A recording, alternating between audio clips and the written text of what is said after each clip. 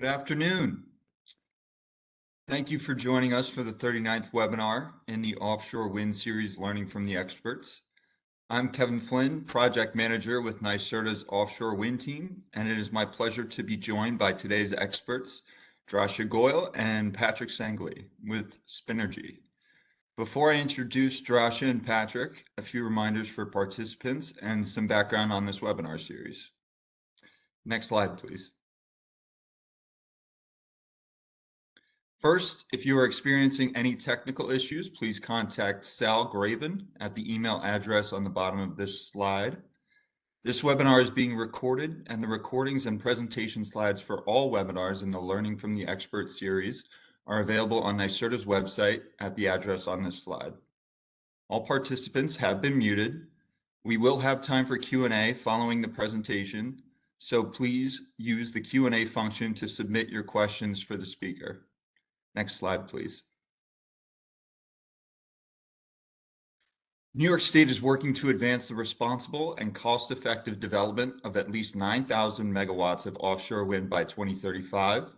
Offshore wind is a critical component in achieving the state's goal of 70% renewable sources of electricity by 2030 and 100% zero emissions electricity by 2040. While offshore wind has been providing clean energy to other parts of the world for several decades, this industry is brand new to New Yorkers. To provide interested stakeholders and members of the public with accessible, impartial information and opportunities for engagement on specific topics of interest, NYSERDA is hosting this educational webinar series called Learning from the Experts to connect the public with independent experts in key topics in offshore wind. We endeavor to select learning from the expert speakers based on their expertise, not necessarily for an alignment of opinions with NYSERDA or the state of New York. If you would like to suggest a topic or speaker for a future webinar, you can email us at offshorewind@nyserda.ny.gov or fill out a survey also available on our website. Please note that the views and opinions expressed in this presentation are those of the presenters. Next slide, please. It is now my pleasure to introduce Drashya Goel and Patrick Sanguily. Drashya Goel is the Marketing and Content Manager at Spinergie, a software-as-a-service platform that uses advanced data models to create intelligence for offshore wind and other maritime sectors. Drashya is responsible for developing narratives and studies analyzing important trends in offshore wind, offshore digitalization, and decarbonization. He is based in Paris, France. Patrick Sanguily is the General Manager of Americas at Spinergie. He has over 13 years of experience in applying technology to energy supply chains. Patrick is responsible for leading the company's growth and operations in the Western Hemisphere. He is based in Austin, Texas. Thank you, and I will now hand things over to our speakers. Thank you, Kevin. Hi, everyone. Welcome to our presentation on constructing an offshore wind farm. My name is Patrick Sanguily. I'm the GM Americas for Spinergie, based in Austin, Texas. And joining me is Drashya Goel, Marketing Manager from our headquarters in Paris. Next slide, please. For background, Spinergie is a maritime technology company. At our core, we're a team of industry experts and data scientists who deliver digital solutions to wind farm developers, vessel managers, ports, and other participants in the ecosystem. Next slide, please. From a technical standpoint, our offshore market intel platform analyzes millions of data points to track activity in the offshore wind market. Through this, we provide insights like wind farm construction forecasts, installation performance, and real-time visibility into vessel activity. Next slide. We are proud to count as customers the majority of offshore wind farm developers worldwide, as well as many of the leading marine contractors in the industry. Next, please.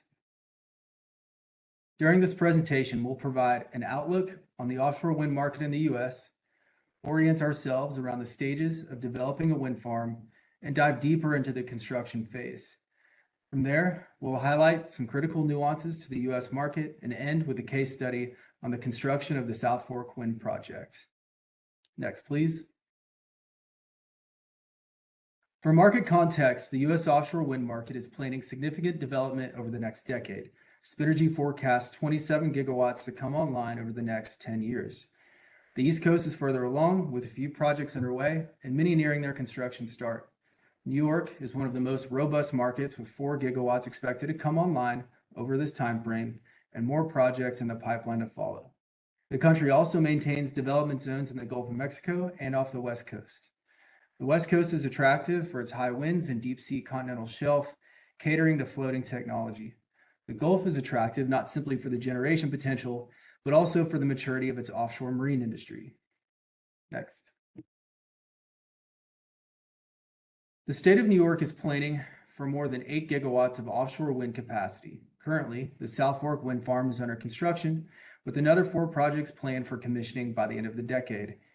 The state expanded the pipeline further last week, awarding a trio of new projects with a combined capacity of about 4 gigawatts, expanding its development portfolio into the next decade. Next, please. Before discussing the construction phase, it's important to address the work that precedes this milestone. The overall time to commissioning can be 10 years, and the work can be summarized into a few key phases. The process begins with government planning to designate development zones, considering important environmental and social implications. From there begins the leasing phase, where the development area is parsed out and leased to wind farm developers through a competitive auction process. After this comes site assessment and planning. The work in this phase includes site surveys, supply chain development, PPA negotiation, development and consent of construction and operation plans, and the environmental impact statements. This is what leads the developer to make their final investment decision. To give you an impression on timelines, the time between PPA and FID for Vineyard and South Fork Wind was 3 and 5 years respectively. It is worth noting that we typically see these timelines compress as the market matures. Next. Construction, in simplistic terms, entails the installation of various components and interconnection with the onshore power grid. This is followed by operations maintenance activity throughout the remainder of the wind farm's life. This phase will be the focus of our presentation from here. Drashya?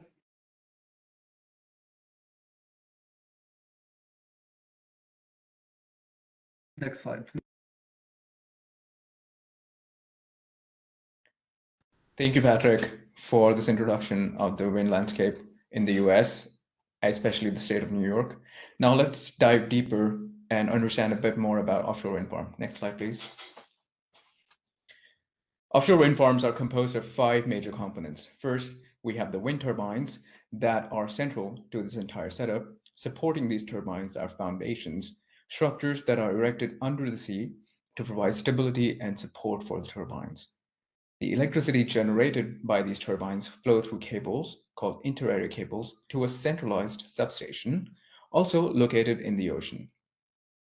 The substation collects the electricity and exports it to the main grid onshore via a separate set of cables called the export cables. Next slide, please.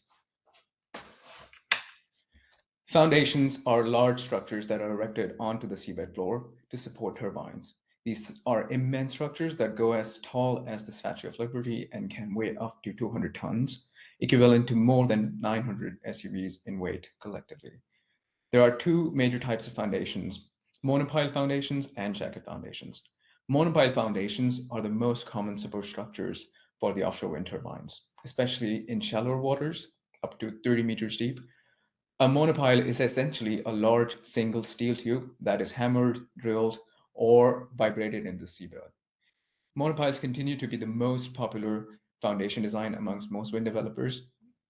However, this design often falls short as we enter into more challenging sea terrains, such as waters deeper than 30 meters, or if the seabed has a composition being too soft or too hard to successfully keep the monopile erect. In these kind of conditions that are unsuitable for monopiles, jacket foundations are often preferred. Jacket consists of a lattice framework made from tubular steel sections. The jacket's lattice allows it to distribute the environmental loads efficiently, providing a stable platform for the turbines above. The design of jacket foundations is much more complex than a monopile and is engineered to withstand significant loads from waves, wind, and currents.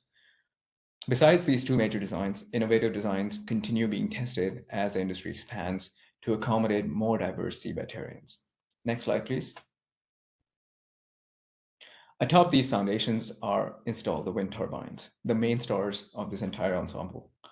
Offshore wind turbines are significantly larger in size and rated capacity than their onshore counterparts, with the smallest offshore turbines being 6 megawatt in rated capacity, double that of a large onshore turbine today.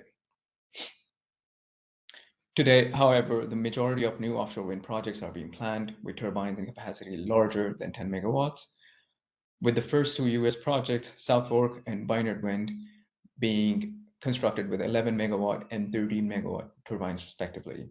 The turbines on these two wind farms can reach a height of more than 800 feet, twice the height of Statue of Liberty, or approximately 80% that of an Eiffel Tower. The largest turbine installed on a commercial wind farm today was installed earlier this year on the Pingtan wind farm offshore China, with a rated capacity of 16 megawatt, which is also incidentally the planned capacity for many upcoming wind farms, especially in the US towards later half of the decade. Due to the immense size of these wind turbines, most of these turbines are carried in parts, i.e. the blades, towers, and nacelles are carried to the wind farm location in parts and assembled by the installation vessel on site. It is worth noting that this is not 16 megawatt, 15 to 16 megawatt is not really the capacity the market is stopping at. The market is already looking at capacities even beyond that, with several wind farm projects recently planned to incorporate 20 megawatt turbines for upcoming projects. Ship owners and developers have a lot of enthusiasm for this increasing size for these massive turbines in mind. However, this trend of even larger turbines is receiving pushback from legislators like the EU Parliament, which is currently reviewing regulations to introduce standardizations to turbine size, including an upper cap on the size of turbines, in view of supply chain and environmental concerns, along with turbine manufacturers pushing back from investing in larger capacity. Next slide, please. Connecting the wind farm to the land and subsequently the main power grid are immense export cables that are laid under the sea. These cables are heavily insulated and designed to be resistant to the harsh marine environment, including abrasion, saltwater corrosion, and pressure at depth for 25 years, if not more. The cable construction typically includes copper or aluminum constructors, insulation layers, waterproofing materials, armor for mechanical protection. Depending on the distance of the wind farm to shore, export cables can be as long as 100 miles. Again, depending on the route and seabed conditions, export cables may be laid on the seabed or buried to protect them from anchors, fishing, or other marine activities. The process often involves specialized ships that can lay the cables and bury them using plows or remotely operated vehicles called ROVs. It is worth noting that earlier examples of offshore wind farms typically used to use one export cables, but as the sizes of wind farms are increasing, now a standard wind farm today would require minimum of 2 export cables per project. Next slide, please. If the sheer length of the export cables presents a series of challenges, interior cables have almost the opposite challenge. These cables are laid up in small, precise sections of less than just a couple of miles, making precision a key in these operations. Each section of an inter-array cable is laid between 2 turbines, leading up to the substation. These cables are usually follow a radial or a loop configuration within the wind farm, optimizing efficiency and reliability. The layout is planned to ensure that the failure of a single cable does not significantly impact the entire wind farm's operation. Earlier small offshore wind projects, both types of cables must be designed with consideration for environmental impact assessments to minimize the effects on marine life and ecosystems. They often include features such as fiber optic cables for monitoring and communication purposes. The selection and deployment of subsea cables are also a critical task in the offshore wind development. Next slide, please. Installing and assembling all these components together offshore is a large series of specialized wind farm vessels working together in seamless coordination. A typical large-scale wind farm of capacity above 800 megawatt today can generate demand for up to 10,000 collective days of vessel work, if not more. Here we take an example of an offshore wind farm, Moray East, that was commissioned in the UK last year at a rated capacity of 950 megawatt. The wind farm contains 100 turbines, each of 9.5 megawatt capacity. Between 2016 and 2019, various geophysical and geotechnical surveys totaling more than 700 days of vessel work happened in the wind farm, on the wind farm location in the pre-construction phase. Once the wind farm construction started on the wind farm in mid-2019, with foundation installations lasting for about a year, followed by installation of turbines. Installation of cables started in the second half of 2020 and continued until the spring of 2021 in parallel to turbine and foundation installations. Once the wind farm got commissioned in April or spring of 2022, immediately following that began the operations and maintenance work. Operations and maintenance on an offshore wind farm typically consists of performing regular monitoring projects of the project and its operation, including preventive measures, and can also encompass reactive maintenance, including large-scale campaigns such as replacement of a faulty turbine or repairs on any part of the wind farm that has been compromising quality. During the first year of O&M on the Moray East, O&M accounted for approximately 1,500 days of vessel work, a figure that can be expected to keep rising as the wind farm gets older. Next slide, please. Supporting these fleet is a large number of specialized vessels working in coordination with each other. For the 2-year construction progress alone on this wind farm, 10,000 plus vessel days were distributed across a massive fleet of 72 different vessels and a dozen specializations. This includes heavy lift vessels in charge of installing turbines, foundations, and substations, and cable laying vessels in charge of installing the export and area cables. Let's look at the heavy lift cables first. Next slide, please. These vessels are categorized in 2 families. First is the jack-up vessels, also known as wind turbine installation vessels, WTIVs, which are self-elevating platforms used for the installation of mostly wind turbines and offshore wind foundations. These vessels are equipped with long legs that can be lowered to the seabed to lift the hull above the surface of the water, providing a stable platform for the construction work at sea. Jackups, WTIVs or jackups are equipped with large cranes that are used to lift and place heavy components of wind turbines onto their foundations. These cranes have a high lifting capacity to handle increasingly large components used in modern offshore wind farms.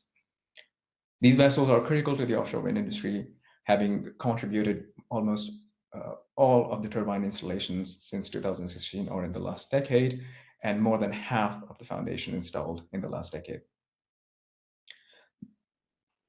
Their weight ranges between 8,000 to 30,000 tons, and these vessels can be as large as 600 feet. Next slide, please. The second type of heavy lift vessels are floater vessels, specialized ships that are designed for transport and installation of very large, heavy offshore structures.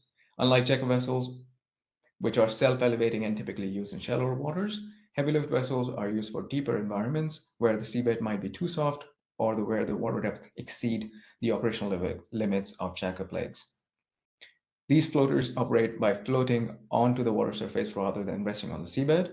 They have massive cranes with capability to lift thousands of tons, which is essential for installing these components. Thanks to their design and operation, floater vessels tend to have versatile operation and capabilities, including the oil and gas industry capable of installing and decommissioning offshore facilities. Even today, half of the floater fleet of 19 vessels serving the offshore wind industry consists of vessels borrowed from ONG industries. However, we are experiencing an increasing supply of purposely built floaters for the offshore wind installations. Floaters typically have been used for installation of foundations so far, contributing for the 40% of the foundation installations in the last decade. They tend to be much larger and heavier in size, going up to 200,000 tons in weight, more than 5 times the weight of a jackup. Thank you. Next slide, please. Finally, we come to cable laying vessels. As discussed before, subsea cables can be complicated assets which need specialized vessels, not only for their installation, but also to transport them from their fabrication sites. For the most part, both transportation and installation of these cables is carried out by cable laying vessels, also known as CLVs. Beyond just the installation of interconnection networks for offshore wind farms, these vessels are also engaged in commissioning of a larger network of subsea interconnectors being built across the world to support the influx of power from the offshore projects. So far, what we've discussed comes from our understanding of the offshore wind developments that have happened in the last decade in the North Sea and to some extent East Asia. As we move to discuss the development of this technology across the US, are there any specific considerations that need to be mindful of, Patrick? Yes, for sure. Next slide, please. Okay, we'll take a look at some major considerations for the US market. Next slide, please. When planning offshore construction activity in the US, there's a very important consideration, the Jones Act. The Merchant Marine Act of 1920 requires any vessel transporting merchandise between 2 US points to be US flagged. For a vessel to be US flagged, it must be built in the US, registered in the US, and primarily crewed by US citizens. You might be wondering whether an offshore wind farm counts as a US point. Both a wind turbine on US waters and a vessel fixed on US seabed are both considered a US point. Why is this a critical topic to bring up? There are currently no US flagged installation vessels in operation. Next slide, please. So what do you do? Option 1, build a US flagged installation vessel. Currently, there's only one under construction, the Charybdis, constructed and managed by a subsidiary of Dominion Energy. This vessel has been contracted by Revolution Wind and Sunrise Wind for turbine installation. The challenge here is the heavy investment required and the availability of shipyards to construct them. With only one US flagged installation vessel, this solution is not on track to fully meet the US market demand. Option 2, Canadian ports. Instead of using a US port as a marshalling base, you can instead use a Canadian port. This means you're no longer transiting between US points and can use any vessel you wish. The challenge here is the longer transit time, particularly as projects move further south. It also diminishes the local content value. Option 3, feedering using barges. This is using deck barges and US flagged tugs to deliver components from the marshalling yard to the heavy lift vessel. This is attractive when the distance between the wind farm and the port is relatively short. This also leverages smaller vessels, of which there is more supply. The complication here is with regards to stability and collision risk, given the sensitivity to weather conditions. Considerations need to be made for motion compensation and station keeping when berthing alongside a heavy lift vessel. The solution is currently being applied to Vineyard Wind and South Fork Wind projects. Looking at South Fork, you have 2 tugs and a barge operated by Crowley, transporting 1 turbine set at a time. So this means they load a tower, nacelle, and 3 turbine blades on the barge before making the 35-mile transit over open water. For scale, each blade and the tower are slightly longer than a football field each, and the nacelle alone weighs 520 tons. Option 4, feedering with heavy load carriers. When the marshalling yard and the wind farm are too far apart or weather conditions are not suitable, you can use a heavy load carrier to transport components. We saw this in the case of the foundation campaign for South Fork Wind. The challenge here, though, is with coordination. I'll hand it over to Drashya to take us through a deeper look into the South Fork project. Next slide. Thanks, Patrick. The South Fork Wind Farm is one of the 2 commercial-scale wind farms under construction today on the US waters, alongside Vineyard Wind, making it a highly anticipated project across the country. The project is being jointly developed by Ørsted and Eversource Energy, and was part of the very first seabed lease auction granted to the renewable energies by the Bureau of Ocean Management in the summer of 2013. That is over 10 years ago. So we can see that the project is a long time coming. However, the major work on the project only started 6 years ago in the January of 2017, when a winning project, meaning the South Fork project, was announced on the lease. Major development on the projects include approvals that happened following that in 2021, followed by an investment decision last year, and the construction officially began earlier this year in February, when with cables. At 132 megawatt of total capacity, the project consists of 12 wind turbines rated at 11 megawatt each. The project is relatively small compared to its modern age peers, but the construction and development still demands a large number of vessels and number of vessel days. Next slide, please. So far, the vessel has contracted over 2,500 days of worth of vessel work, most of it happening this year during the construction phase, with several hundred days dedicated to performing geophysical and geotechnical surveys on the site across the past 6 years, as we can see on the chart on the left. We can see that a big chunk of the work started in this year is represented by a blue section labeled as construction support or construction. This section represents the vast variety of vessels required to support the heavy lift and cable vessels we talked about earlier, including everything from transporting all the components from their fabrication yards to the wind farm site or the marshalling yards, including transporting supplies to the platform, taking care of the supplies for the crew, accommodation of the crew, servicing of the existing components, special requirement for the seabed conditions, such as stabilizing rocks, and so on. On the right, we can see how more than 50 vessels have been employed over the construction of this wind farm so far, across more than a dozen distinct categories, including everything from platform supply vessels, survey vessels, tugs, crew transfer vessels, all the way to heavy load carriers, rock installation, and so on. Next slide, please. Finally, moving on to how the major component installations and sections on this wind farm. First, we have the foundation and substation installations. The foundation installation officially began in the summer and lasted for 2 months or 2 odd months.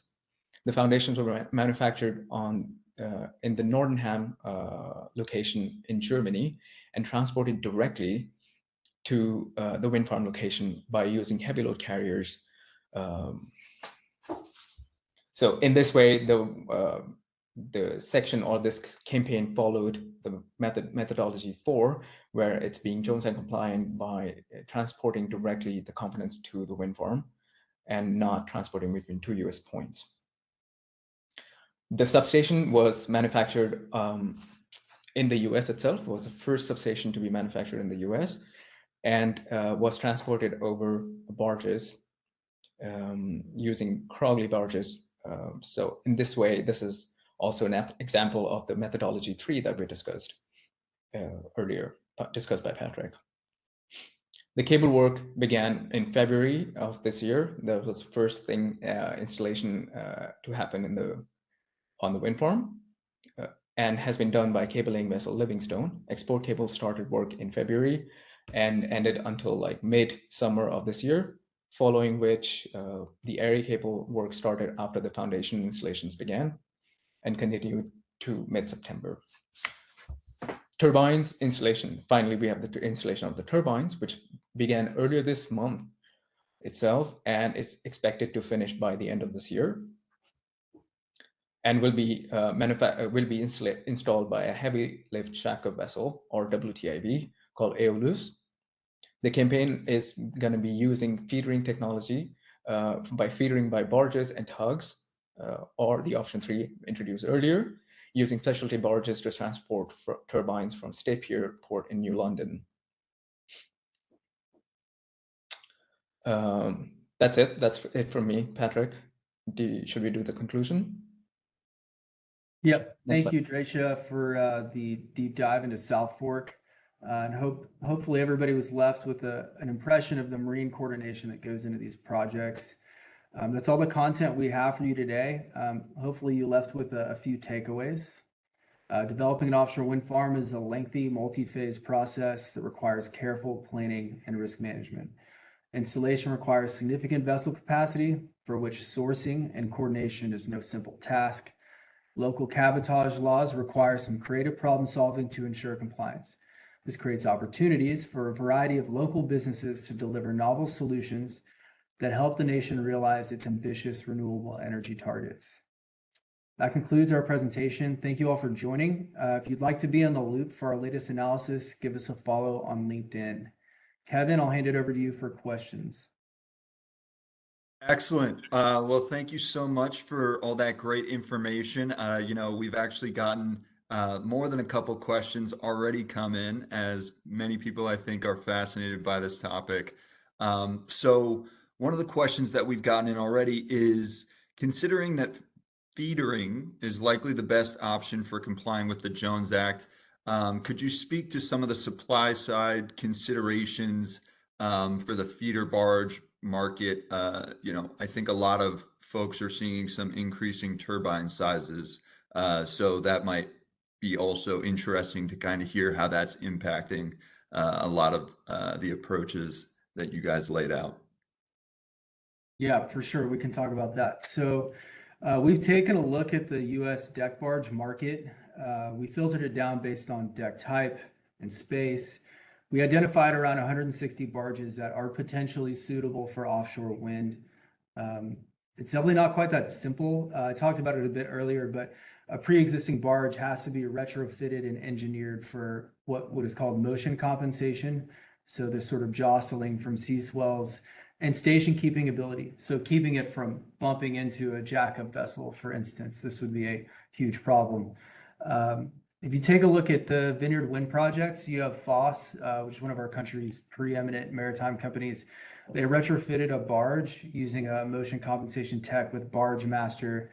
And they had to do this in conjunction with the wind installation company, Demi Offshore, because these technologies have to be compatible with each other. So I wish it was as simple as the US has a bunch of barges, we're set. There's definitely some engineering considerations that have to be made.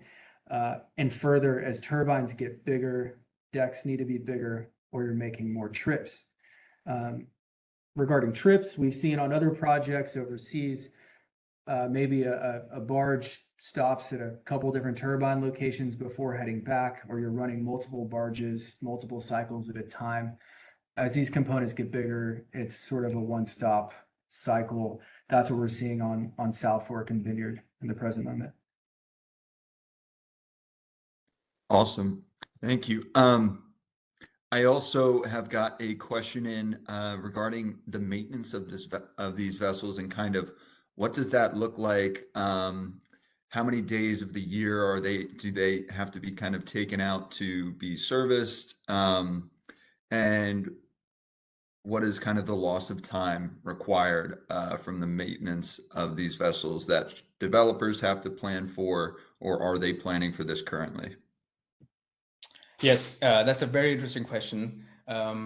So far, we see that the utilization of these vessels, what we call is the term called utilization, which represents the amount of days the vessels can, which represents basically the uptime over the year that we see for these vessels. So overall, for jackups or the WTIVs, we see a utilization level around 60%, which can go even further up to 65%.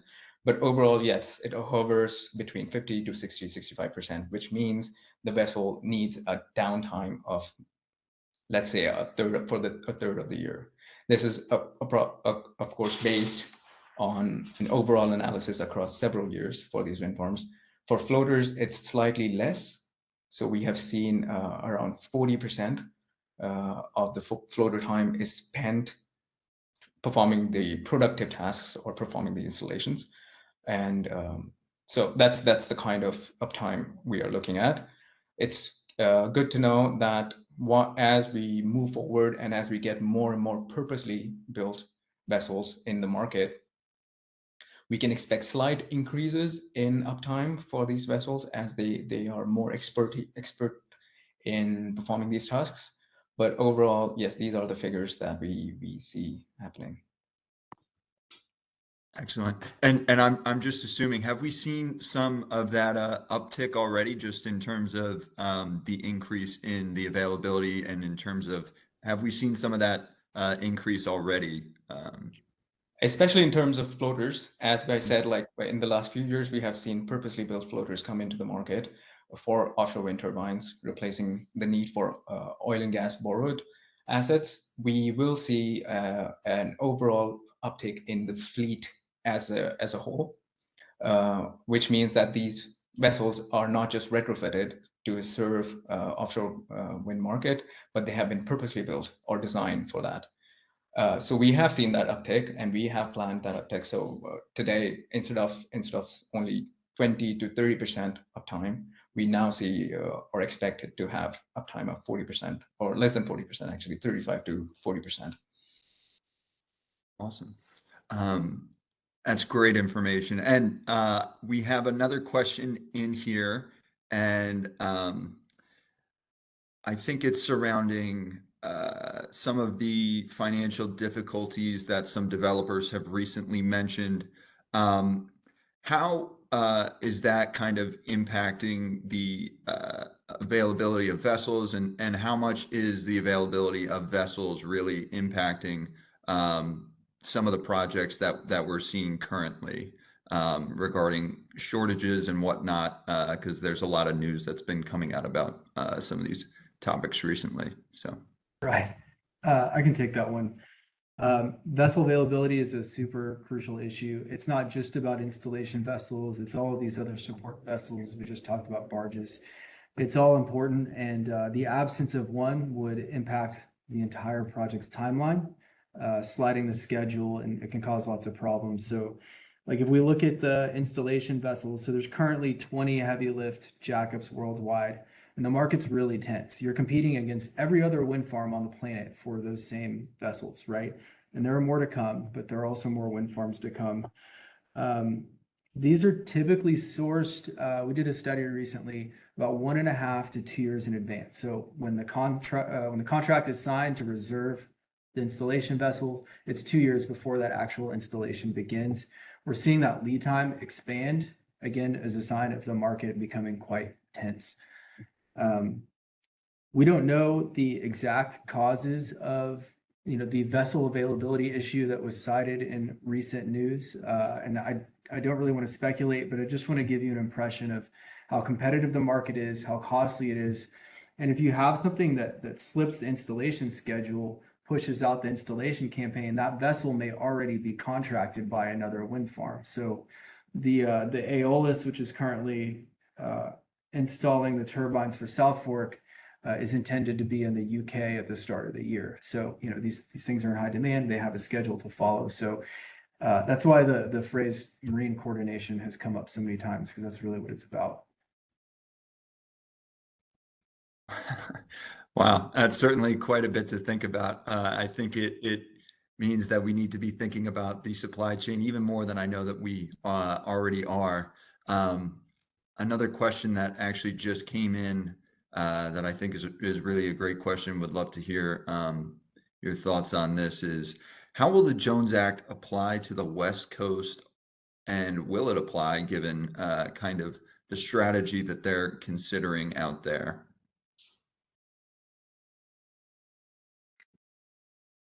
That's a good question. Does the Jones Act apply to floating? I believe the answer is yes, because these floating turbines are moored to the seabed, and it's still in U.S. waters. So the same supply chain considerations and vessel capacity considerations will certainly face them. We're already seeing development of infrastructure on the West Coast. There's been a couple of offshore marine terminals announced, some ports that are planning to be retrofitted, and so forth.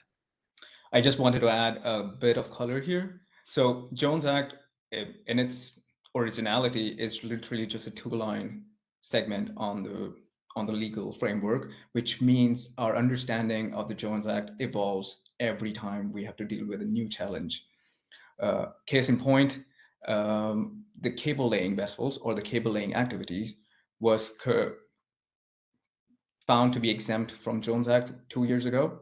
Why? Because cable laying vessels are not necessarily standing on the seabed. They are just performing the task of laying. They're not even installing a turbine or digging something into it. So in 2021, the government decided, or the courts decided, okay, this is exempt from the Jones Act and it does not necessarily need to follow Jones Act. So with respect to floating, we don't know. And it's literally the situation that it's a bridge that we will deal with when we come to cross it. Wow. I mean, that is great information. I know that we've been seeing a lot just in the news about this, and a lot of people are very keeping tabs, I'll say, in terms of exactly what's happening. So things are definitely happening and being developed by the minute. We actually had a question come in about one of the figures referenced in the presentation. At one point, there was a reference to 2,500 work days for the usage of vessels.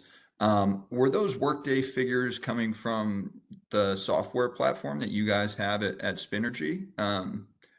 I just wanted to speak quickly about kind of that software as a service platform and all the great things that it's kind of able to do, if that's possible. Yeah, that's right.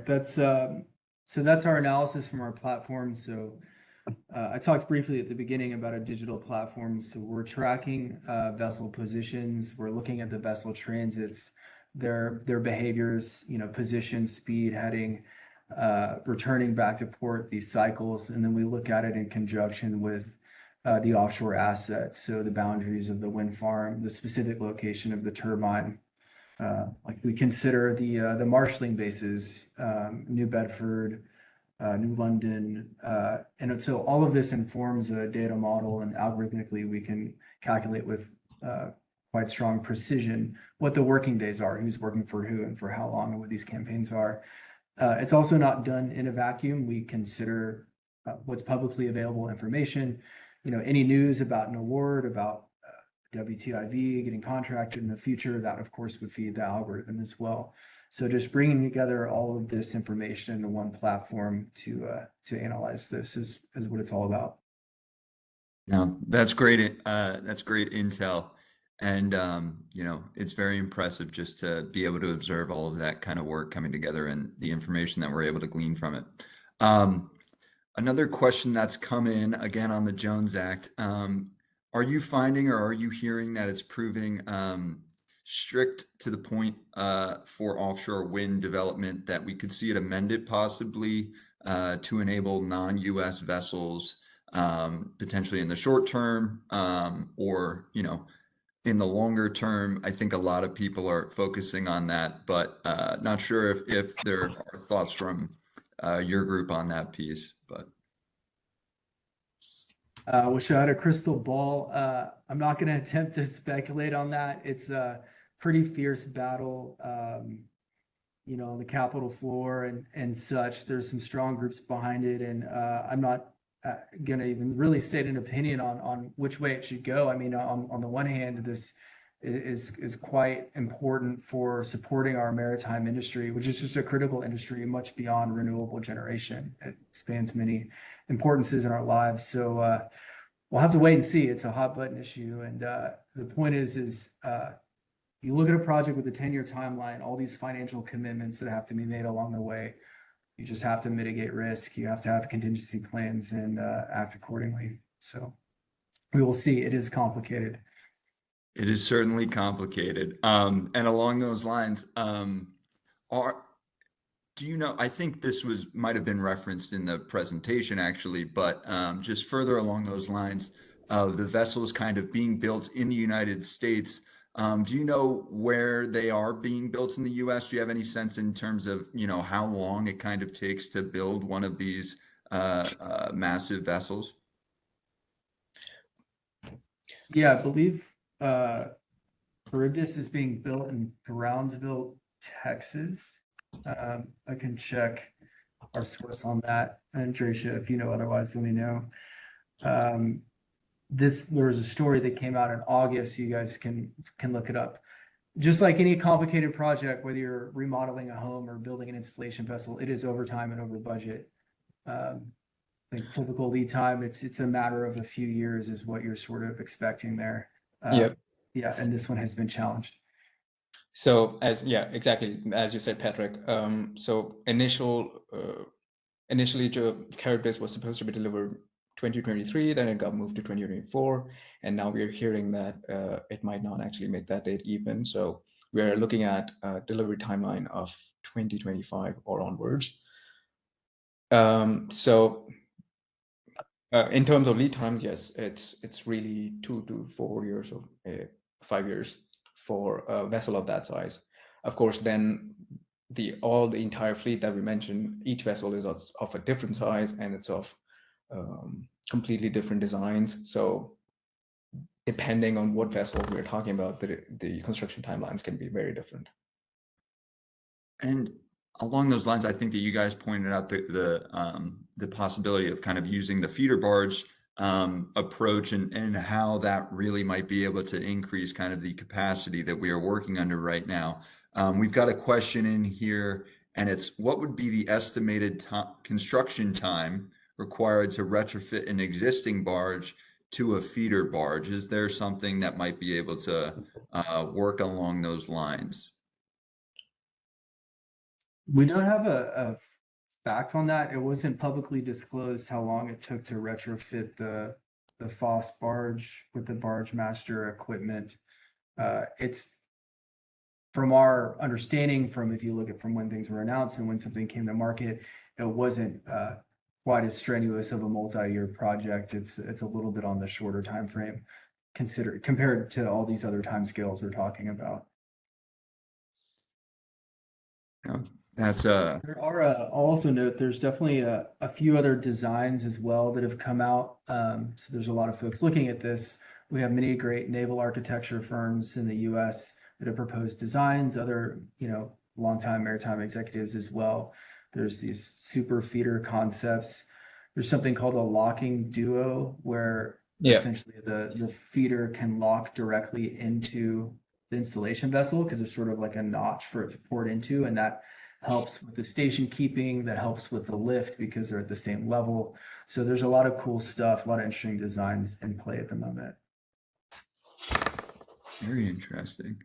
The next question we have in is, what is the best way for fabricators and manufacturers here in New York to understand and expand their services to suit the developer's need? I think that this is probably along the lines of helping with the actual installation processes that we've outlined here. So I don't know, is there something that can specifically be done here in New York or that you've seen that might be useful along those lines? Yeah, I mean, it's the local content element here, developing the skills locally and the infrastructure to do so is super important. By being a local business, you potentially have a stronger springboard to have a seat in those conversations. And the developers all have processes for developing their supply chain. They see it as probably the most critical impediment to bringing these projects to life. And I would encourage engagement with them directly and following their supplier registration and engagement process.